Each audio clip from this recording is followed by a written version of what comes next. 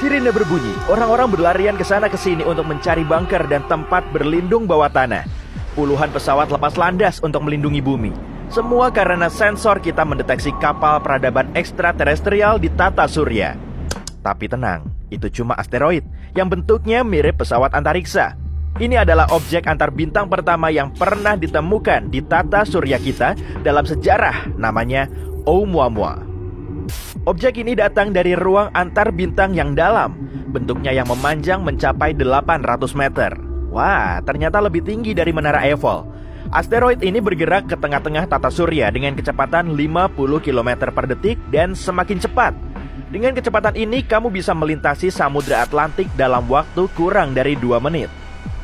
Para ilmuwan bumi sempat berspekulasi bahwa itu adalah pesawat antariksa peradaban makhluk luar angkasa dan memutuskan untuk memeriksanya. Biasanya, pesawat antariksa dan benda buatan manusia lain memancarkan gelombang radio untuk berkomunikasi. Jadi, para ilmuwan menggunakan terobosan teleskop pendengar radio di Australia dan Amerika Serikat untuk mencoba menerima sinyal dari objek antar bintang tersebut. Tapi nihil, hening total.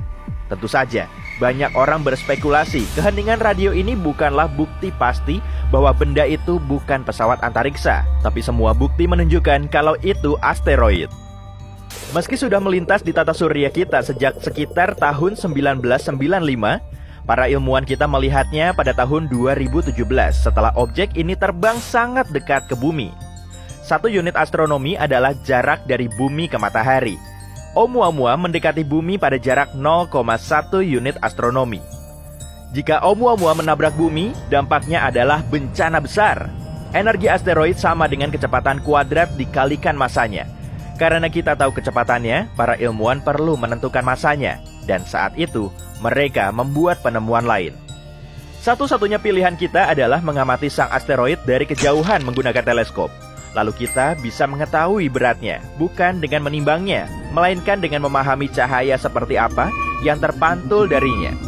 Misalnya, besi memantulkan jenis gelombang cahaya tertentu, sementara batu bara memantulkan gelombang jenis lain. Dan dari sanalah para ilmuwan menyadari bahwa Oumuamua terus-menerus berkedip. Cahaya pertama perlahan memudar dan hampir sepenuhnya menghilang. Kemudian mulai cerah lagi. Artinya, Oumuamua berputar, tapi bukan seperti panah yang berputar pada porosnya. Asteroid ini juga berputar secara horizontal. Ujung depan dan belakangnya juga naik turun. Gerakan yang aneh ini membuat para ilmuwan berpikir bahwa Oumuamua sampai ke sini karena kekuatan luar biasa dari ruang antar bintang. Rotasi semacam itu bisa menghancurkan asteroid ini, tapi nyatanya benda langit itu masih utuh. Artinya, materi pembentuknya merupakan batuan padat dan bahkan mungkin besi.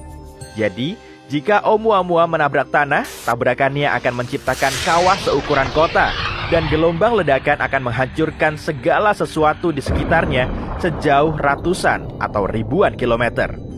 Suara insiden itu bahkan akan terdengar sampai benua lain. Untungnya, Oumuamua terbang melewati bumi dan melanjutkan akselerasinya ke arah matahari. Pada titik terdekatnya ke bintang kita, asteroid mencapai kecepatan maksimum, yaitu 88 km per detik. Pada kecepatan itu, kamu bisa berkeliling bumi hanya dalam 7 menit. Tapi tarikan gravitasi matahari saja tak bisa memberikan puing ini kecepatan setinggi itu. Biasanya, komet bisa melaju lebih cepat karena efek roket. Matahari memanaskan komet dan elemen ringan di sana mulai menguap. Saat menguap di satu sisi, komet terdorong ke arah berlawanan seperti roket. Karena elemen-elemen inilah kita bisa melihat ekor komet yang panjang dan cerah. Tapi Oumuamua tidak berekor. Jadi kecepatan ini didapatkan sejak awal di tempatnya dilahirkan. Beberapa orang berspekulasi bahwa Oumuamua dulu berekor. Saat memasuki tata surya ada lapisan es nitrogen yang besar.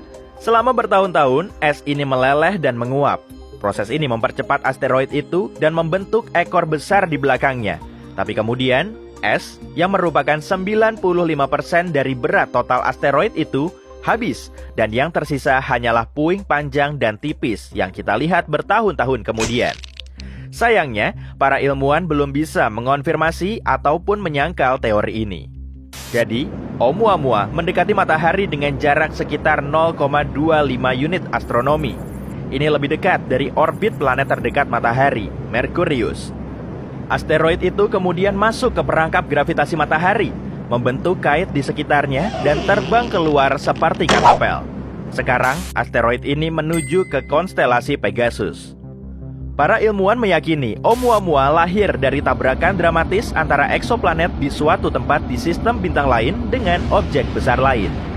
Sebagai hasil dari ledakan itu, fragmen panjang dan besar terlempar keluar angkasa.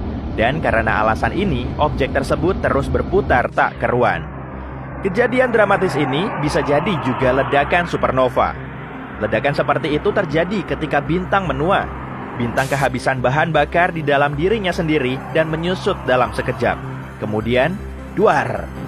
Ledakan yang kuat dan cerah terlihat sampai bertahun-tahun cahaya di sekitarnya. Gelombang ledakan supernova dapat menghancurkan eksoplanet menjadi potongan-potongan kecil. Salah satunya adalah Oumuamua. Tapi asteroid ini bisa juga datang dari lahirnya bintang baru. Pertama, ada nebula. Nebula itu berat dan menyusut di sekitar pusat gravitasi bersama. Saat intinya menjadi terlalu padat, nebula meledak, lalu asteroid dan puing-puing kosmik terlempar ke berbagai arah. Para ilmuwan sedang menimbang-nimbang untuk mengirim probe luar angkasa ke permukaan Oumuamua. Kita bisa mempelajari objek antar bintang tersebut dan menggunakannya sebagai taksi ke dunia lain. Terbang ke bintang lain dengan teknologi dan mesin roket yang ada akan membutuhkan waktu dan bahan bakar yang luar biasa. Tapi jika kita mengendarai asteroid ini, kayak naik kuda, kita bisa memanfaatkannya. Salah satu pilihan yang ada adalah menggunakan probe berlayar. Kemudian alih-alih mesin roket biasa, probe itu akan didorong oleh angin matahari atau laser yang kuat. Konsep ini akan melibatkan peluncuran 1000 probe, masing-masing beratnya kurang dari jarum jahit. Dan masing-masing akan ditambatkan oleh kabel dengan layar selebar ring tinju. Kemudian, laser darat akan memfokuskan sinarnya ke layar itu dan memungkinkan armada probe untuk melaju hingga 20% kecepatan cahaya. Itulah kecepatan yang diperlukan untuk mengejar ketinggalan seraya sang asteroid meninggalkan tata surya. Para ilmuwan berpikir, kita bisa menggunakan manuver gravitasi di sekitar Jupiter untuk mencapai kecepatan itu menggunakan pesawat antariksa konvensional. Tapi, kita tidak sempat melakukan peluncuran dan sudah terlambat untuk mengejar ketertinggalan dari Oumuamua. Saat ini, sang asteroid melaju ke tepi tata surya kita dan akan segera pergi selamanya. Oumuamua adalah objek pertama yang mampir ke tata surya dan bisa kita amati serta pelajari. Tapi tamu yang seperti ini ternyata sudah pernah ada. Ada teori bahwa sekitar 70.000 tahun lalu, kita bukan dikunjungi oleh meteorit, melainkan oleh sistem bintang ganda, bintang Sols. Bintang ini mendekati awan Oort, yaitu sebuah dinding asteroid, puing antariksa, dan balok es yang letaknya di ujung tata surya kita. Medan gravitasi bintang mulai menangkap puing-puing ini dan melemparkannya ke arah matahari. Mungkin inilah penyebab banyaknya benturan meteorit yang sering terjadi di permukaan bumi saat itu. Medan gravitasi bintang itu sedikit mengguncang orbit planet-planet di tata surya. Jika bintang itu terus melaju menuju matahari, kemungkinan dunia kita akan secara bertahap hancur, planet per planet. Dan akhirnya, bukan cuma matahari yang bertabrakan dengan bintang katai merah ini, tapi ada juga ledakan besar. Untungnya, bintang pengembara ini hanya sedikit menyentuh perbatasan dunia kita dan melanjutkan perjalanannya ke arah lain. Tapi ada tamu baru berikutnya yang akan datang dari ruang antar bintang. Bintang Gliese 710. Saat ini Gliese bergerak menuju tata surya kita dengan kecepatan 51.500 km per jam. Itu 2 kali lebih cepat daripada roket buatan manusia. Saat mulai mendekati awan Oort, Gliese akan mulai melempar-lempar asteroid ke arah kita. Planet gas seperti Jupiter akan mencegat sebagian besar meteorit. Tapi setiap hari, sekitar 170 meteorit dengan berbagai ukuran dan bentuk akan jatuh ke bumi. Itu 10 kali lebih banyak daripada yang menimpa planet kita saat ini. Dan kamu sudah tahu konsekuensinya seperti apa. Dar! Tapi kedatangan Gliese 710 baru akan terjadi setidaknya 1,2 juta tahun lagi. Jadi, silakan bernapas lega dan lihatlah objek antar bintang pertama yang dibuat oleh peradaban manusia, probe luar angkasa Voyager. 2 probe ini diluncurkan 44 tahun lalu dan masih beroperasi. Voyager 1 adalah probe luar angkasa pertama dalam sejarah yang melintasi heliosfer, batas dunia kita, tempat angin surya berhenti bertiup. Jadi pada dasarnya, probe ini sudah bergelar objek antar bintang.